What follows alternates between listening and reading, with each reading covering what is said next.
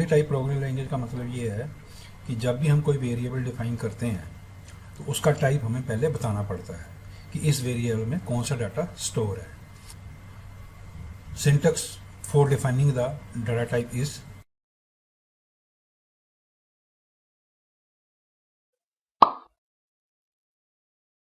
तो यहाँ पे ये हमारा वेरिएबल नेम हो गया कि इस वेरिएबल में कौन सा डाटा आप स्टोर करोगे, या हम एक ही लाइन में उसके वैल्यू को भी असाइन कर सकते हैं। इंट एक्स मेरा वेरिएबल हो गया और मैंने उसके अंदर वैल्यू असाइन कर दी 10। अब मैंने यहाँ पे डाटा टाइप तो इंट ले लिया, लेकिन मैं एक्स वेरिएबल में फ्लोट वैल्यू स्टोर नहीं कर सकता। सपोज करो अगर मैं यहाँ पे 10.25 कर दूं तो ये मेरा फ्लोट वैल्यू होगी, बट मैंने डिफाइन कर रखा है इंट, तो ये मेरे को कंपाइल टाइम पे एरर देगा। अगर मैं इस प्रोग्राम को रन करूंगा तो ये मेरे को एरर देगा।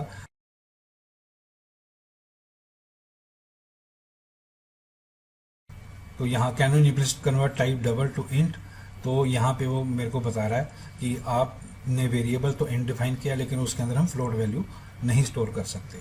तो इसलिए हम इसको स्ट्रांगली टाइप कहते हैं कि कंपाइल टाइम पे ही उसके डाटा टाइप को पकड़ देता है और बता देता है कि यहाँ पे ये एरर है।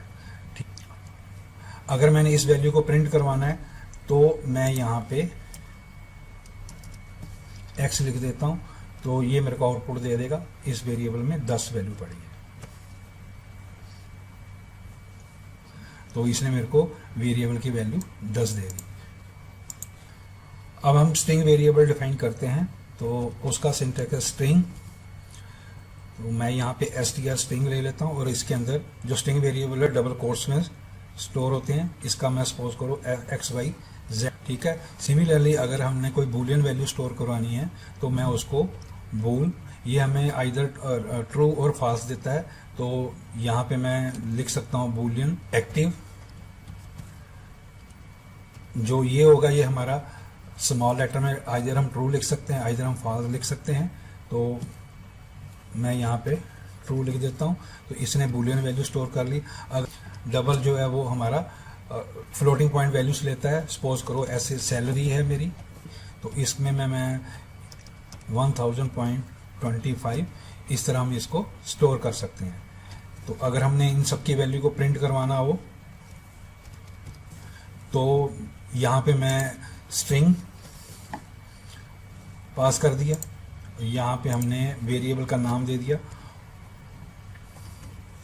तो ये मेरे को अगर मैंने सैलरी प्रिंट करवानी है तो मैं इस तरह इनको कंसोल डॉट राइट लाइन में लिख देता हूँ। जो वेरिएबल के अंदर वैल्यूज पड़ी होगी तो ये हमें उसकी आउटपुट ऐसा ये दे देगा। अब मैं इस प्रोग्राम को रन करता हूँ तो नाउ ये देखो 10 दे दिया। एक्स वाई ये मेरा स्ट्रिंग वेरिएबल था, ये बूलियन को यहाँ पे उसने ट्रू बता दिया और ये मेरा जो मेरी फ्लोटिंग वैल्यू थी ये यहाँ पे उसने प्रिंट करवा दी। जो डाटा टाइप्स होते हैं वो हमारे पास 3 तरह के होते हैं। फर्स्ट डाटा टाइप जो होता है वो होता है हमारे पास value data type, and second जो डाटा टाइप्स होता है वो हमारे पास होता है रेफरेंस डाटा टाइप्स, एंड जो थर्ड डाटा टाइप होता है वो होता है हमारे पास pointer.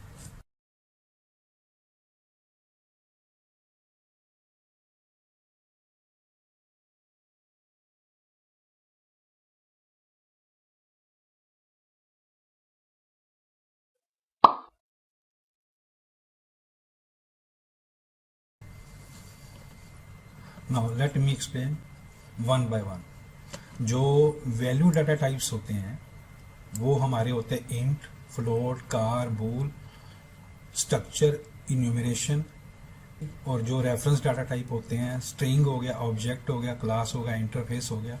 And third data types जो हो गए हमारे वो होते हैं पॉइंटर्स होते हैं। तो जो वैल्यू डाटा टाइप होते हैं वो डायरेक्टली मेमोरी को असेस करते हैं जो उसके अंदर वैल्यू पड़ी होती है। फॉर एग्जांपल जैसे यहाँ पे मेरे पास int x is equal to 10 है, ठीक है। x में मेरे 10 वैल्यू असाइन हो रखी है। ये 10 मेमोरी में किसी ना किसी लोकेशन पे पड़ा हुआ है, ठीक है। और जो ये x वेरिएबल है वो डायरेक्ट मेमोरी एलोकेशन को पॉइंट करता है। इसको कहते हैं हम वैल्यू डाटा टाइप्स। और रेफरेंस डाटा टाइप में क्या होता है, वो डायरेक्टली मेमोरी की वैल्यू को असेस नहीं करता।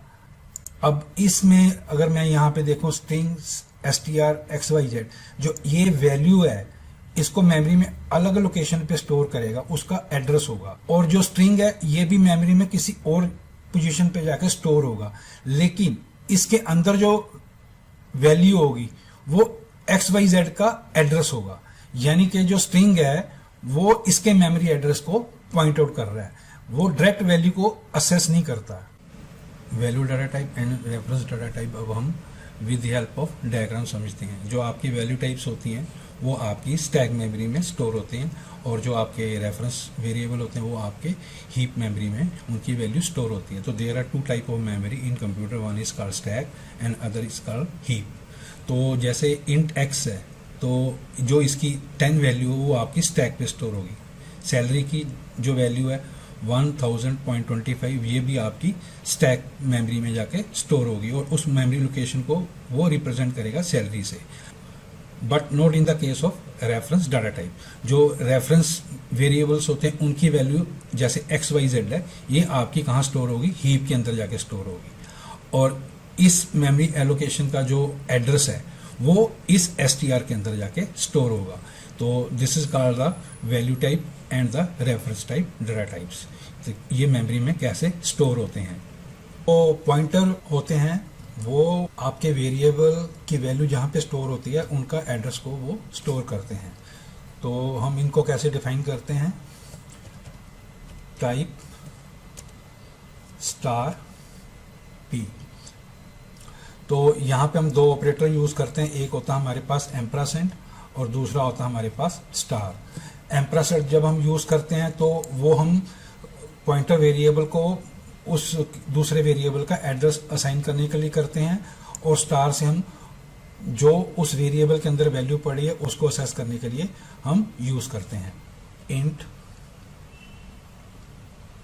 इंट नंबर, उसने वैल्यू 10 स्टोर कर रखी है, ठीक है जी।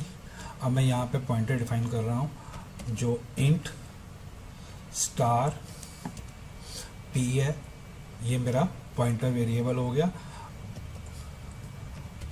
इंट नम, अब p के अंदर इस वेरिएबल का जहां पे ये वैल्यू स्टोर है 10, उसका एड्रेस स्टोर है यहाँ पे। तो जब भी हम पॉइंटर यूज करते हैं तो वो अनसेफ में ब्लॉक में रन होते हैं। तो यहाँ पे मैं अनसेफ यहाँ से मैं कट कर लेता हूँ, तो मैंने यहाँ पे इसको रख दिया, ठीक है। अब डॉट राइट लाइन, अब मैं प्रिंट करवाऊंगा इंट नम। अब ये मेरे को क्या प्रिंट करके देगा, मेरे को प्रिंट करके देगा 10 वैल्यू। तो मैं यहाँ पे इसको मैं कॉपी मार लेता हूँ और नीचे रख लेता हूँ। तो यहाँ पे मैं स्टार पी क्या करेगा, मेरे को जो इंट नम के अंदर वैल्यू पड़ी उसको प्रिंट करके दे देगा। अगर मैंने एड्रेस प्रिंट करवाना है तो उसके लिए मेरे को यहाँ पे int p print the address where value 10 store. तो अब मैं इस प्रोग्राम को रन करता हूँ। नो, यहाँ पे देखो उसने मेरे को 10 वैल्यू दे दी। ये तो नॉर्मल वैल्यू होगी जो इंट नम के अंदर वाली वैल्यू पड़ी वो उसने मेरे को प्रिंट करके दे दिया।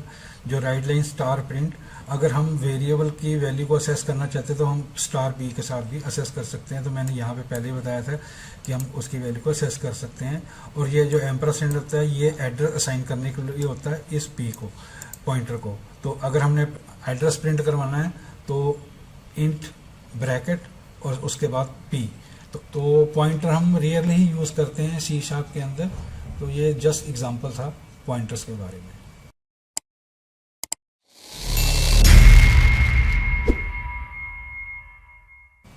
बेसिकली जो वेरिएबल्स होते हैं वो आपकी मेमोरी लोकेशन को रिप्रेजेंट करते हैं। तो वेरिएबल को डिफाइन करने के लिए भी C# में उसके कुछ रूल हैं। जो आपका वेरिएबल नेम हो सकता है उसके अंदर हम अल्फाबेट्स ले सकते हैं, डिजिट ले सकते हैं और अंडरस्कोर ले सकते हैं। जो आपका वेरिएबल नेम होगा उसके अंदर हम स्पेसेस नहीं ले सकते। और जो आपका वेरिएबल नेम है वो डिजिट से स्टार्ट नहीं होगा, और ना ही हम उसके अंदर स्पेशल कीवर्ड यूज कर सकते हैं, जैसे हमारा करैक्टर है, फ्लोट है, क्लास है। These are the reserved keywords. Variable को हम C# में इस तरह डिक्लेयर कर सकते हैं। फर्स्ट असेस स्पेसिफायर है, फिर उसका डाटा टाइप आ गया। डाटा टाइप में आप इंट ले सकते हो, फ्लोट ले सकते हो, और ये आपका वेरिएबल नेम है, और उस वेरिएबल नेम को हमने कौन सी वैल्यू असाइन की है। असेस स्पेसिफायर के बारे में मैं जब हम क्लासेस C# की पढ़ेंगे वहाँ पे मैं आपको डिटेल में बताऊँगा।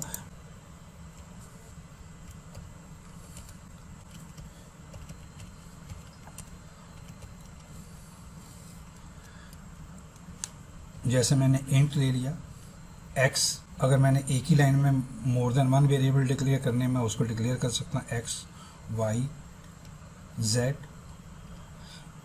और इसको मैं वैल्यू भी असाइन कर सकता हूँ। तो ये मेरे वैलिड नेम है, क्योंकि जो फर्स्ट करैक्टर है वो आपका अल्फ़ाबेट्स है। मैं इनको ऐसे भी डिक्लेयर कर सकता हूँ। तो जो x और _x है both are the different variables. तो इसी तरह मैं कार मेल ले सकता हूँ, और ये जो करैक्टर होता है सिंगल कोट से असाइन होता है, तो मैं इसको m से डिफाइन कर सकता हूँ। तो these are the valid variable name. Same type के है तो हम उसको एक ही लाइन में लिख सकते हैं, या हम इसको मल्टीपल लाइन पे भी लिख सकते हैं। तो this is also valid variable name. अगर मैं सपोज करूँ इंट 1x लूँ, तो this is invalid number because ये हमारा 1 से स्टार्ट हो रहा है। दूसरा, अगर मैं सपोज करूँ यहाँ पे स्ट्रिंग ले लेता हूँ, और मैं यहाँ पे फर्स्ट स्पेस लास्ट कर देता हूँ, तो this is also invalid number because हम स्पेस नहीं ले सकते।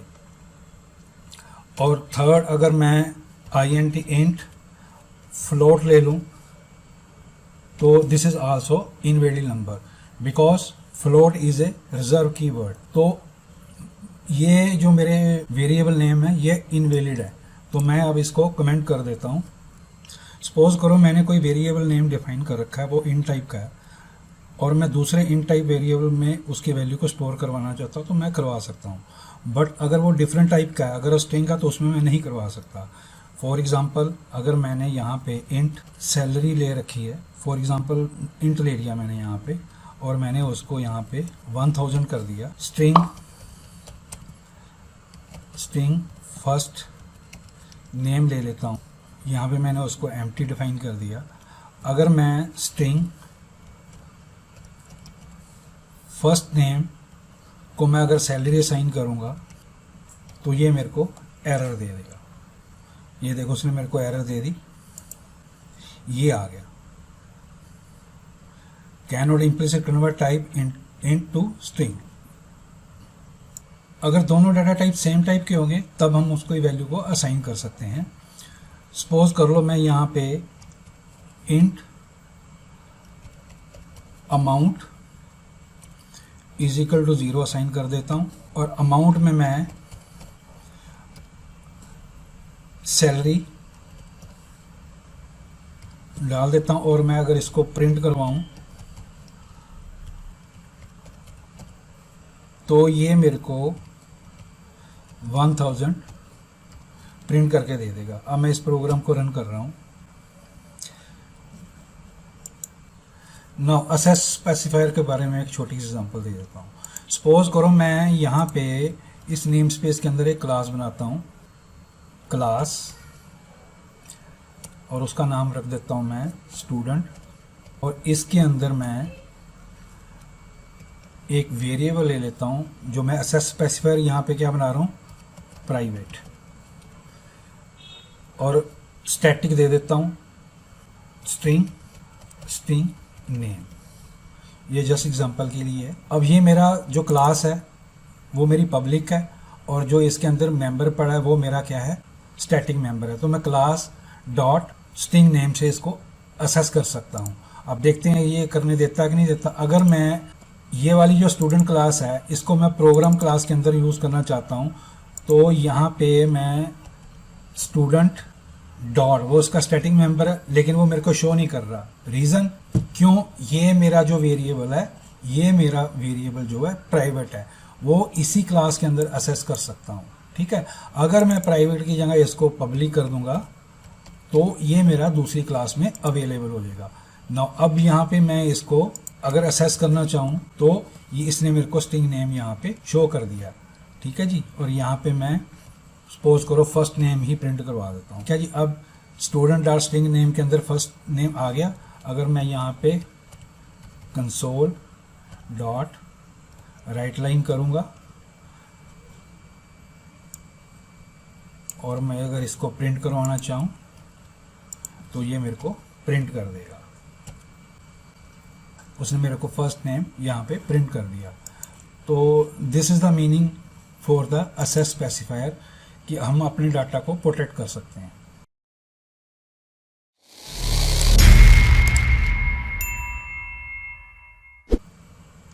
इन C sharp keyword has special meaning for the compiler. तो जो कीवर्ड्स होते हैं उसको हम एज ए आइडेंटिफायर नहीं यूज कर सकते। जो हमारे आइडेंटिफायर होते हैं वेरिएबल नेम हो गया, क्लास नेम हो गया, स्ट्रक्चर हो गया। तो जो कीवर्ड्स होते हैं आपके दो तरह के होते हैं, एक रिजर्व कीवर्ड होते हैं, कंटेक्चुअल कीवर्ड्स होते हैं।